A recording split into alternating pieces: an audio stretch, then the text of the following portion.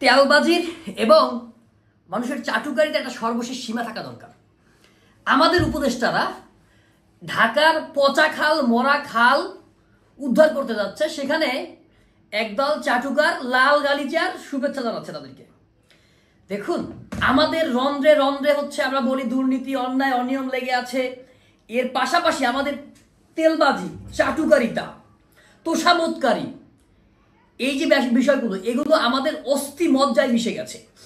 এই যে মাননীয় উপদেষ্টা যারা আছেন, এই এই যে অন্তর্বর্তী সরকারের উপদেষ্টারা, এরা অধিকাংশই আপনার আমার মতো সাধারণ মানুষ। তারা কাজে অসাধারণ, কিন্তু তারা সিম্পল লাইফ লিড করতে অভ্যস্ত, এবং তারা বলতে পারেন যে খুবই সাধারণ মানুষ। বিশেষ করে যদি ছাত্র উপদেষ্টাদের কথা বলি, নাহিদ বলেন, আসিফ বলেন, আমাদের বন্ধু ভাই হিসেবে, ছোট ভাই হিসেবে বা বন্ধু হিসেবে, বা অন্য যারাই আছেন, প্রত্যেকেই আসলে অসাধারণ মানুষ।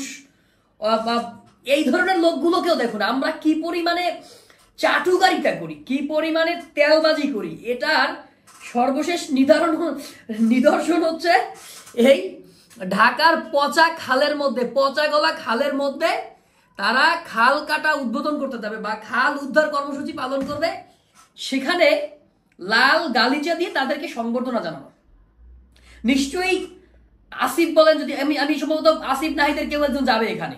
হ্যাঁ, তো আসিফ নাহিদ তো জীবনও এই ধরনের কথাবার্তা বলবে না যে খালের মধ্যে আপনারা আমাদেরকে লাল গালিচা দেন।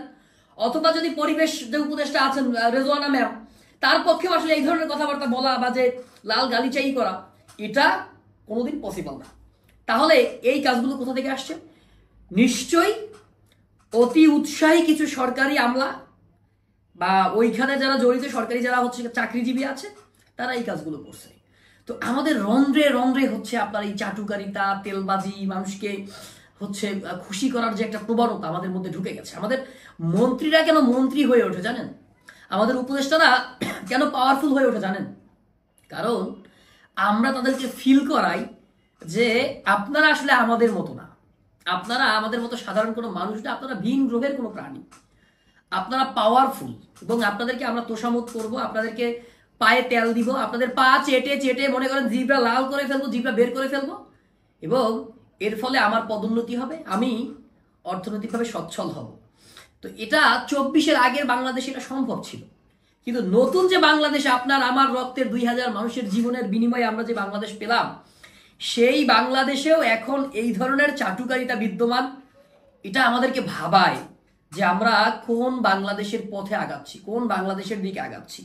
এবং আমি যারা উপদেষ্টা আজকে যাচ্ছেন, আপনাদেরকে বলতে চাই, বা ইতোমধ্যে ছবিটা সোশ্যাল মিডিয়ায় ভাইরাল হয়েছে, তো যারা উপদেষ্টা আছেন, মাননীয় উপদেষ্টা মহামণ্ডলীর যারা যাবেন ওখানে, আপনাদেরকে বলবো, স্পেশালি আমার বন্ধু নাহিদ, আমার ছোট ভাই বা আমার ভাই আসিফ সহ যদি ওরা দুজনের কেউ যায়, ওদেরকে স্পেশালি আমি রিকোয়েস্ট করবো যে এই লাল গালিচা তোমরা মারাবা না, তোমরা পারাবা না। তোমরা তোমাদের মতো করে, তোমরা যে সাধারণ মানুষ, প্রয়োজনে তোমরা ওই খাল পরিষ্কারের যে কর্মসূচি, সেখানে তোমরা অংশগ্রহণ করো। প্রয়োজনে একটু পা দিয়ে নামবা না, একটু পচা পানি পায়ে লাগালে কিছু হবে না।